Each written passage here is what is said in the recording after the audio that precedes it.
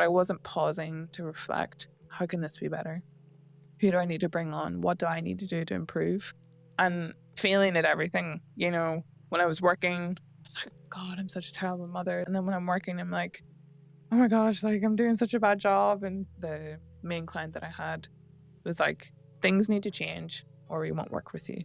That just like floored me. And in that moment, I was like, okay, the next year is going to be different. I needed to turn things around.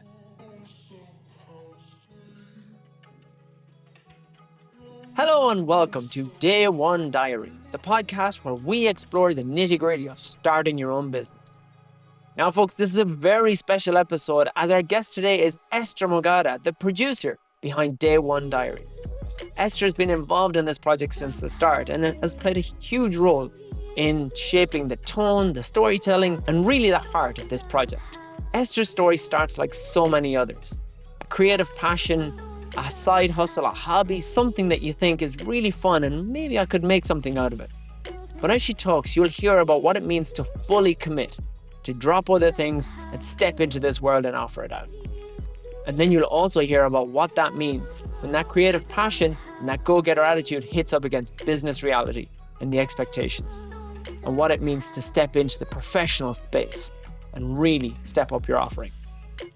It's been a fascinating conversation because we don't just cover that, we talk about motherhood, burnout, corporate life, storytelling, and so much more. It was so fun to turn the camera back on Esther for this episode, and I hope you enjoy it too. Remember, new episodes of Day One Diaries every month. Enjoy! Esther, welcome to this side of the camera. How are you? I'm good. It feels so strange to like be on the receiving end of conversations and the podcast because usually I'm the one that's like telling everyone what to do. So I enjoy this part, but it's also a bit nerve-wracking as well. So we'll see where the Oh, not conversation at all. goes. Not at all. It's great to see you on this side because you and I have had lots of great conversations, and I've always felt it's a shame to waste them on the cutting floor. And so I'm delighted to have you on as a guest, and I'm excited to hear your story. So, first of all, tell us, what is your business? So thanks for having me. It's a joy to be here. And it's always exciting to kind of document and record these kind of conversations. So my business is called Creating a Space. It is a video and podcast production company. So I focus specifically on storytelling. So creating storytelling content for businesses through video, but also on the other side, being a podcast producer. And I manage 3 to 4 different brands. So creating ideas, filming, editing, and then releasing it onto social media. Very good. Yeah. Excellent. And so, yes, I suppose we should share that we started working together probably about a year ago as we thought through and devised what Day One Diaries could look like. And while it's been me in front of the camera, you've been the engine behind it and a, a huge part of what we've created over season one. And so, tell us a little bit before creating a space was formed as a business, and before that idea came up. What did you do before that? Tell us your story. So, yeah, I think a bit of context for me is I'm half Irish, half Ugandan. I grew up in Egypt, lived there with my family for like my formative years, probably from 10 to 16, and then moved to Dublin for a year and then moved back to Belfast. And then I always was leaning into like art and creativity and painting and textiles. So I ended up going to university. I have a degree in fashion and textiles. And I also have a master's in fashion and textiles. Who knows why? Because I've never used it. But before creating a space, in my early 20s when I graduated, I just didn't know what I want to do. But I'd always had this creative pursuit of just wanting to create stuff. So I started a fashion brand with one of my friends. And then from there, we used to run underground fashion shows in Belfast where we'd rent big warehouses and create sets. And we had models and other brands that we were working with. Did events for a while, did hip hop nights for a while, did markets for a year selling my textile work, started podcasting at some point. But always just like figuring out what it is that I want to do, never with the thought of mind of like, how do I monetize this, but just like following my passion. Yeah. So I did that for about 5, 6 years. And then I think it's when I did my master's where I was like, okay, there's something here in terms of the business side. So how do I take my creative skills that I've learned over the last like 5 or 6 years and turn it into something? Mm. And then it came across kind of like storytelling, but I've always been drawn to interviews and conversations. And because I've grown up around different types of people, like in Egypt, I was in an international school. So I've always been drawn to people from different backgrounds and hearing their stories and um, listening to interviews of like how people have always overcome really hard things. And I think when I look back at even all the work and the way that I would document stuff, it was always through interview. It was always through conversation. So yeah, when I look back, that's the thread, like is storytelling. And so at what point then did you decide to go for create a space or start up the business? So initially it wasn't even a business. This only kind of came in 2020. I'd say it was kind of established in 2017. I was working with an organization called Blake Shared Studios, and they are an organization in Belfast that help creatives just kind of get experience and kind of business advice. But I got really close to the organizer and the founder, and she just would like, we would co create these events together where I would host panel discussions with creatives in Belfast. And then I would also create the video content for that. And so the early days was just like kind of creating video projects that meant something to me. So I would interview, people of color in Belfast, being like, what's your experience being a person of color from different backgrounds? I was really passionate about diversity and representation. And identity is a big thing, as you know, from Northern Ireland. So I'd I've always heard. just Yeah, I've be heard. drawn to creating conversations, and then the name creating a space, I was just like, there's something there in that name where I just want to create a space for people to feel seen and to be themselves. And again, I was just following these different threads. I got funding to do a different project and I would create different series. And then it started that people were asking me to create that for them, and I was like, huh, okay, there's something here that I know that I'm good at telling stories. I know I'm good at holding space and asking questions. How do I then translate that into a business, but also having that kind of holistic approach of like, it's not just a transactional, I'll make this video for you. It's like I'm very much Yeah. engrossed in your process of like getting to know you. And it's very deep, slow content. I'm not one of your videographers that are doing all these fancy tricks. And at the time, it was just like, no one else is doing this. And I felt really out of place because I wasn't that kind of fast paced person. I was very like, Yeah. my work's very slow and meaningful and deep. So yeah, it took a while at the Yeah. start. Yeah. And so that was from 17 on. And Yeah. did you continue that on? At what point did this take over as the bigger part of your work? Um it was probably a continue, so I initially started it with someone else, and then they were the person that were able to do the filmmaking skills. And then we just decided to part ways, and I was like, I still want to create this. I want to go ahead. And it was 2020 where I got my first opportunity to direct a short, like a short film with Queen's Film Theatre in Belfast. And that's when everything just like clicked. I was like, oh my goodness, it's all the stuff that I love. I was working with a group of young people talking about the troubles and post troubles, and it was just like really, really interesting.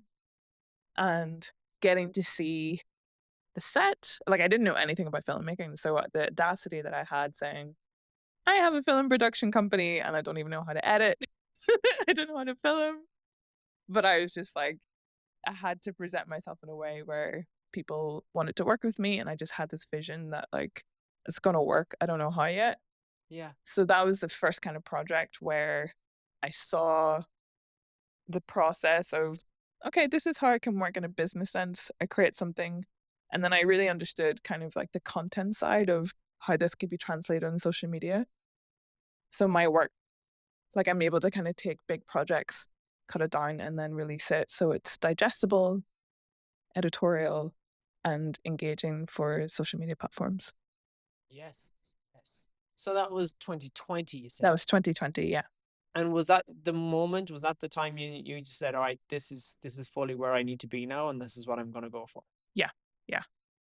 And so if we think of that as your day one diaries, what did you do once you said, "All right, I'm all in, no more distractions, no more other projects"?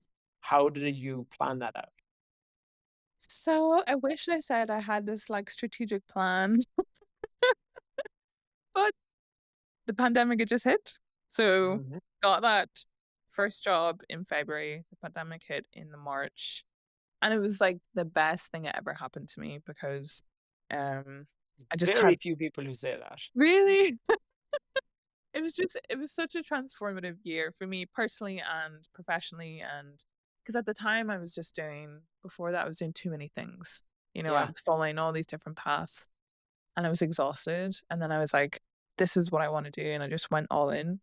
So I quit all the other stuff, bought a filmmaking course, that was $47, and it changed my life. And I would literally just like take it module by module, go and practice what I need to do. And then somehow the first client came in. I was just learning. It was like such an iterative process. Like I didn't have any money. My overheads were super low. I felt like I had nothing to lose. So I was kind of learning. And then it was a September 2020. I'd read The 4 Hour Work Week. And for some reason, like I'd read it before, but I think just because where I was at in my life, I was like, I'm ready just to like live the lifestyle of my dreams. Like I know what I'm capable of. I know I can make this work. So I quit my part-time job. Um, I just went all in. And thankfully I had like 2 or 3 jobs kind of like lined up for very little money at the time. But I was just like so grateful that someone would pay me any kind of money to create this work, and I just give it 100%. So that was the September, and thankfully, like I had like a steady, not steady income, but it was just like a steady stream of opportunities to keep getting better and to refine the process. Like you say, there was relatively low risk. You weren't uh, under pressure to put food on the table for too many people or anything like that. But nevertheless, it's difficult to just jump in and say this is what you're going to do. So, were you scared at that point to do that? I was terrified, but I knew the alternative was continuing to work. So I was working part time in Sainsbury's, which is like a local convenience store for people that aren't based in the UK or Ireland. And I hated it. I hated the people. I hated the environment. No disrespect to them, but I was just like, this is not how I want to spend my time. And it was thankfully only like 20 hours a week. But I was like, the pain of that is too much to not try this. And in the back Mm. of my mind, I was like, I can always go back to my freelance marketing jobs or figure something else out. But if I don't give this my all, I'm gonna regret it. And I always put that at the front of my mind, like because I feel like being able to go to a really nice school in Egypt and being surrounded by these kind of influential people who always dream big. My parents always said like, don't waste your opportunities because we're Yeah. from like a working class background, so it was like a really big deal to be able to be among like really big people. So Mm. that's always been at the back of my mind of like, I have to work hard and I have to give it all I have. If it doesn't work, that's okay. But at least I know I've tried. But if we take it on to say, all right, you've started the business and you've got a few contracts, but you're sort of faking it until you make it in some elements of it.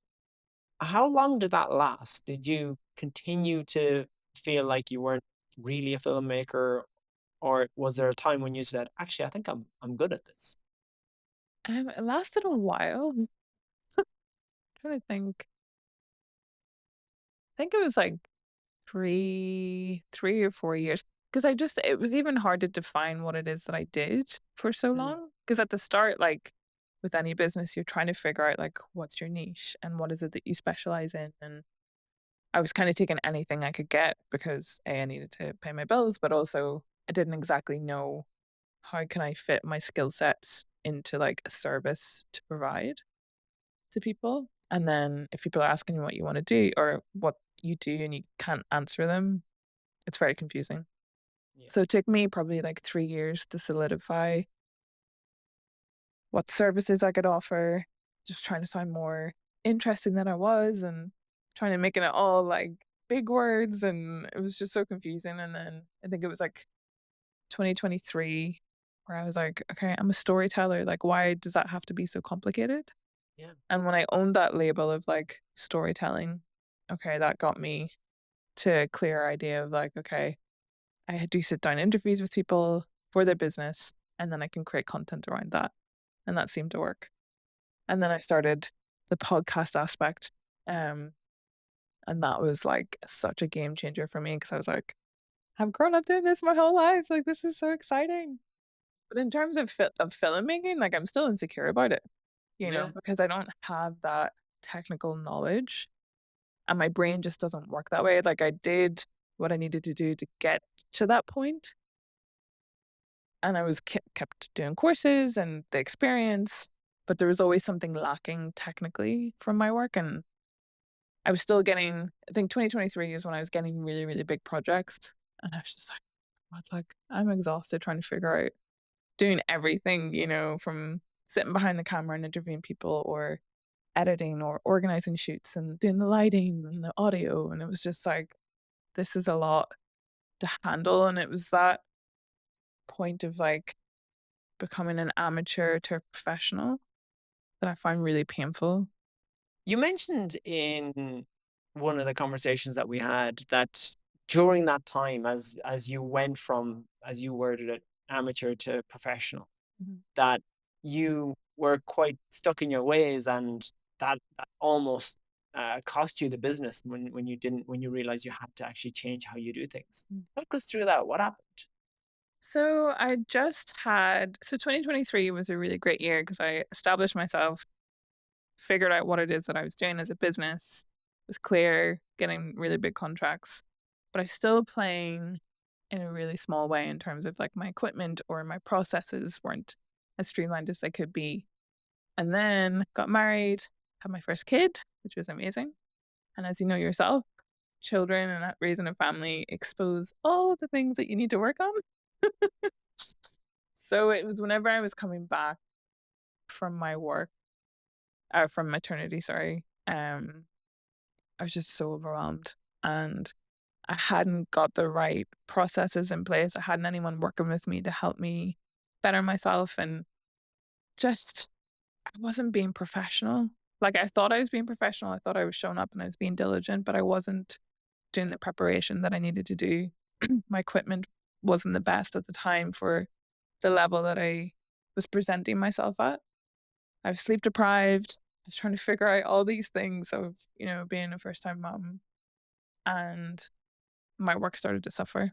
And it was such a bizarre situation because I was getting all this work, but I kept making so many mistakes.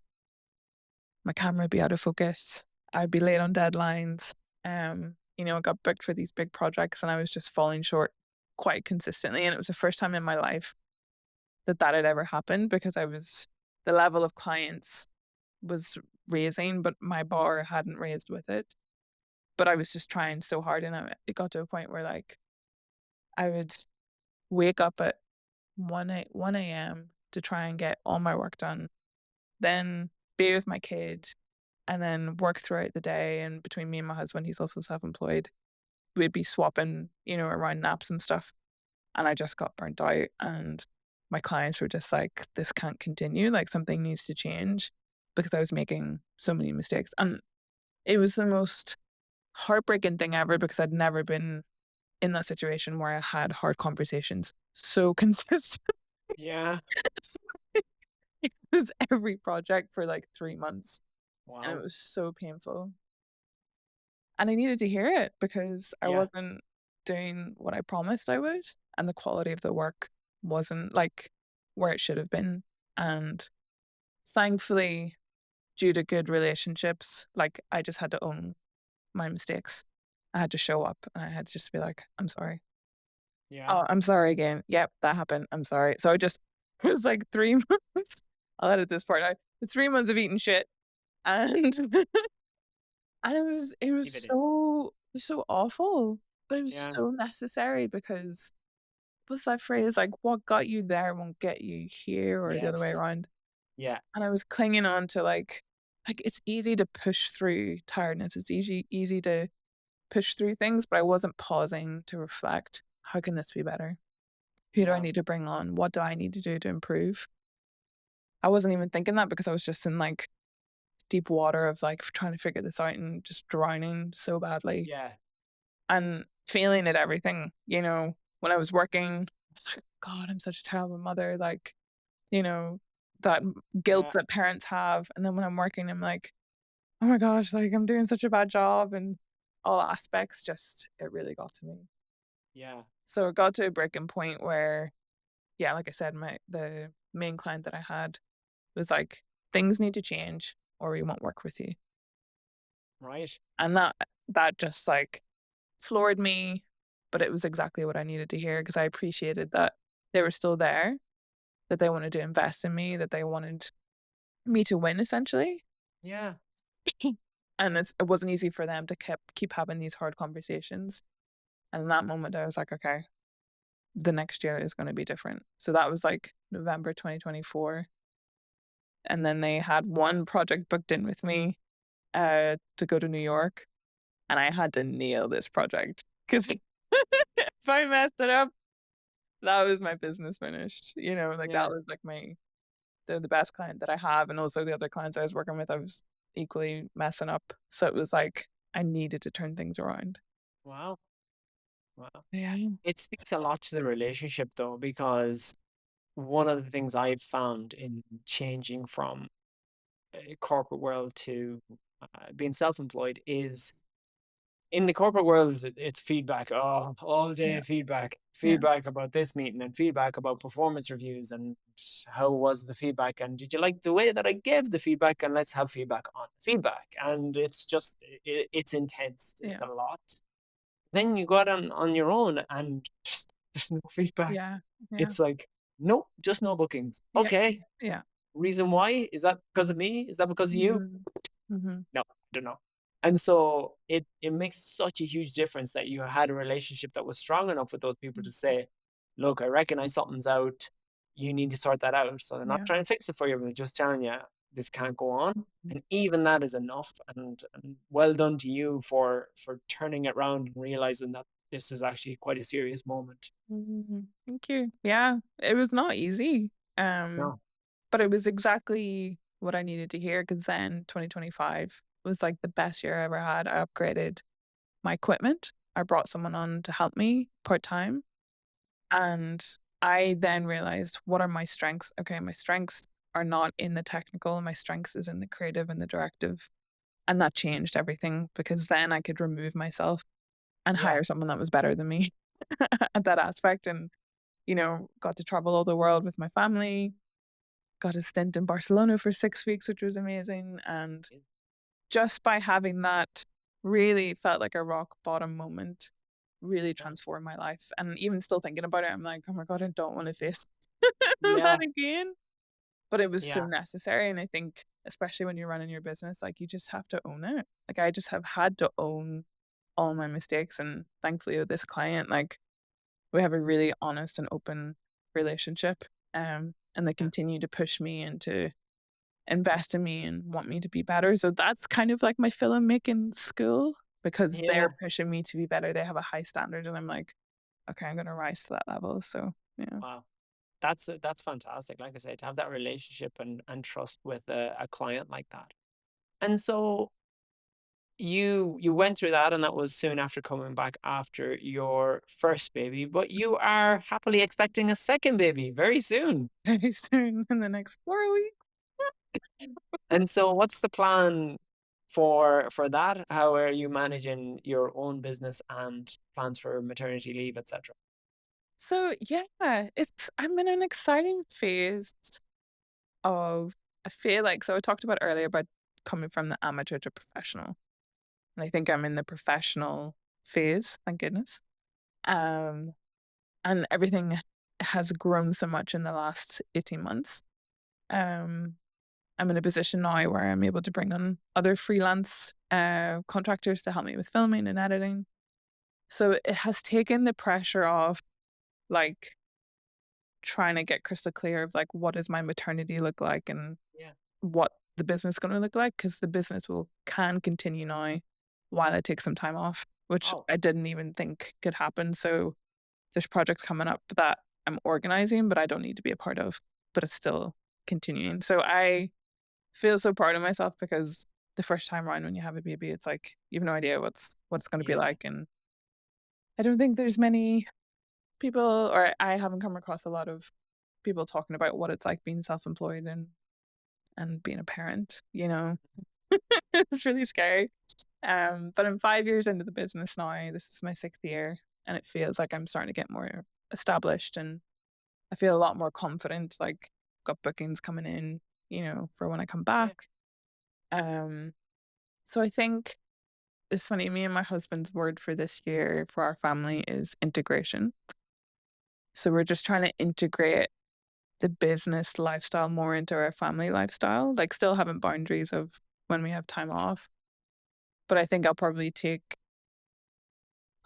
be back around May time, just like easing back in. And I think that's the beauty of being self employed is that you have that flexibility. Yeah. I'm going to test what that feels like. And then if it's not for me or if it doesn't work or I feel like I need more time, I can take it off. But it's a very different mindset than women who work a 9 to 5 job where they take 8 months off, which works for them. But I just knew that wasn't ever going to be the case for me. Yeah. Right. That's exciting, and I Mm. love the fact that it it seems like a family decision. So yourself and your husband and your now oldest kid Yeah. are all part of that process in the integration. And you said your husband is self-employed too. So I think that's really important, the alignment and the communication that like this is where we're at and this is what we're going to need or what I'm going to need as part of this, etc. And so it's I think it's key, as you said, being a parent and having a business is very, very tricky to juggle. Mhm. And we've had many conversations about Many more to come, no doubt. Well, yeah. that's fantastic. Um, I want to come back to the spine of an awful lot of what we've spoken about. Storytelling.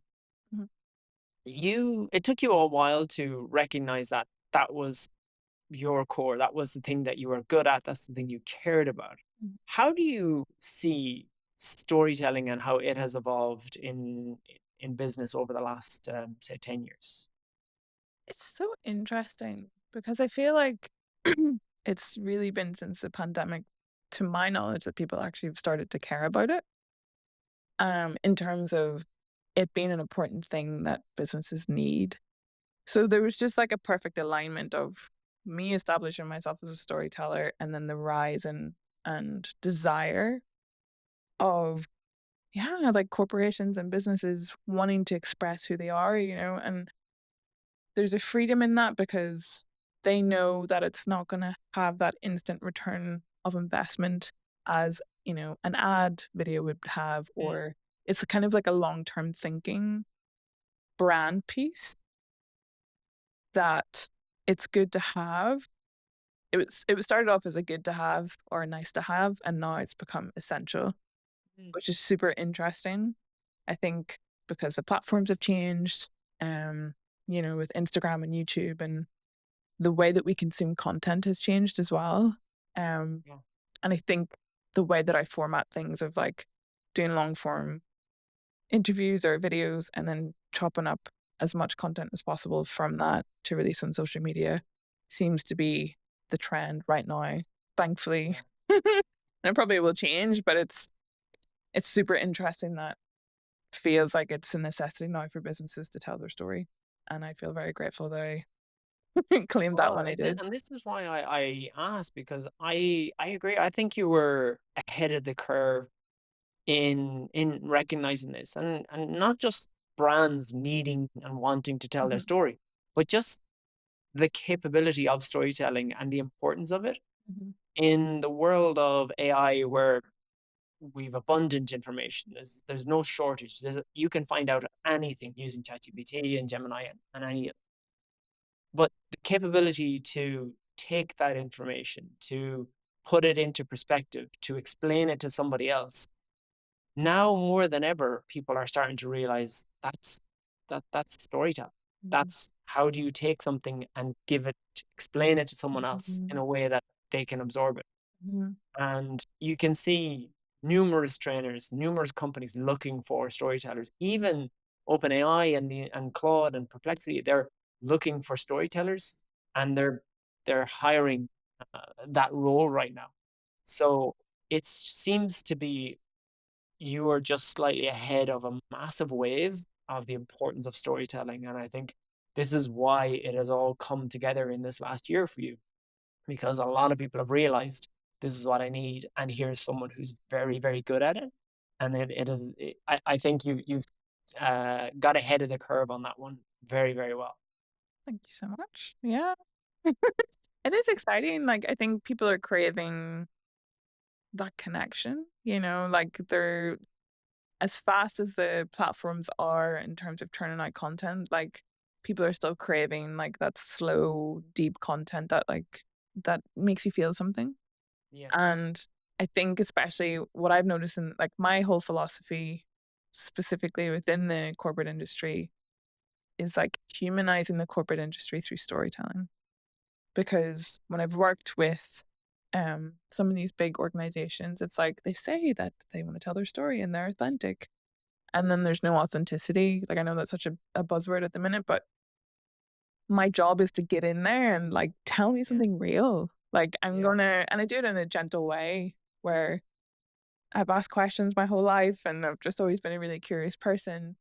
So I'm asking things that seem normal to me, but to other people, it's like, oh my gosh, I've never been asked that question before. And in a corporate setting, it's like, we don't be vulnerable here.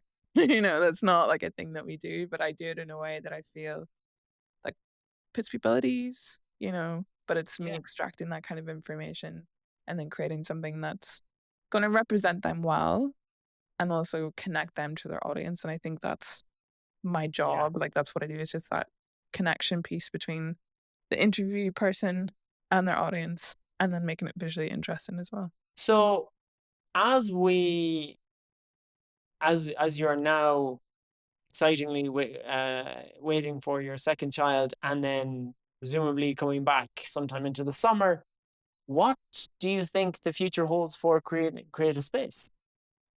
That's a great question. I think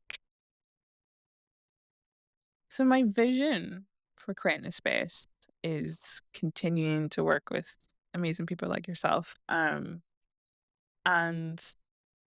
just like, because I think the style of storytelling I do is slightly different from other people in terms of what I find interesting and what I want to put out into the world and my perspective. Like when I'm editing podcasts or when I'm editing stories, that's me sharing my perspective on what I think is interesting for people to listen to. And I think just working with a more variety group of people from different backgrounds, like I would love to work more in Africa. Oh my gosh, that'd be amazing. I'd love to tap into Asia as well because it's a culture that I don't know anything about. And I love this. I think because I'm from a multicultural background as well, that's the kind of things that I really, really gravitate towards. So I think Yeah. having more of a breadth of different clients and telling uh, more non-business stories as well, Yeah. um, and and hearing people's perspectives through podcasts. So I think that's in the next year for sure. Excellent. So, if we pick our moment, leaving Sainsbury's, paying $47 for our filmmaking course, are you happy you committed to it and stuck to just that one thing? Absolutely. Oh my gosh, it has changed my life for the better. I can't imagine not doing this, and I always knew that I would do it eventually in some shape or form because I was not going to be in Sainsbury's for the rest of my life. And it just the expansion and the excitement of what's possible is always there when you run your own business, and I'm so grateful that I took the leap. Fantastic. Well, Esther, thank you so much for joining us on Day One Diaries on this side of the camera. I don't envy you editing this, but I know. I'm sure you'll be able to make yourself look awesome. Um, but seriously, thank you for coming on. I know it's not easy, and especially when you're used to being on the other side. So thanks so much, and it has been awesome to work with you over this next year. Thanks so much, Brian.